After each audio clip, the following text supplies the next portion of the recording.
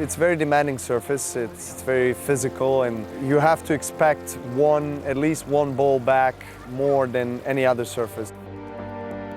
Get ready to fight, get ready to suffer, and get ready to get the ball back every time. You have to work a little more the points. Be expecting always the ball to come back one or two more times than usual. I think you need to be more patient. So you need to build more the point, and you know that you're going to hit two shots and the ball is going to come again. So you need to be more patient, you need to be more calm and play more strategic. So that's what you have to do. It's important to work on the movement. Doing the transition from the hard courts, not playing on the clay for a year, you lose your clay court movement, and when that's gone, then you see a lot of guys making mistakes. It always takes time. Maybe it takes a few weeks, a few tournaments, a few matches to get into the rhythm, from the clay. You have to adjust. I think that's one of the first things you need to adjust, and you just need to prepare mentally for a lot of battles. Gem from Dimitrov.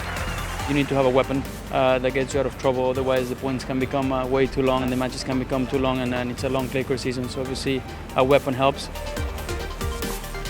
I think you need to have the variety in your game, be able to flatten the ball out, but spin is something that is obviously essential for this surface, because the bounce is so high, and the surface picks up the spin, so the kick, serve and the forehand are probably the go-to shots in this surface. Yeah, I mean, obviously clay is probably one of the biggest differences, I think, in a lot of the other surfaces comparatively. You got to make certain adjustments on the clay. Obviously the footing's changed, the way that the ball bounces and handles spin is very different. So, I think there are always little adjustments to be made.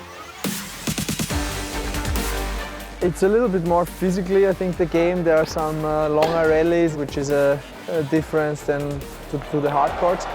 I have bigger swings. I like to be a little bit more far behind the baseline, and it doesn't matter on clay. You can do it, can return from a little bit more far back, and these are all things which are working on clay very well, which are not that easy on the other surfaces.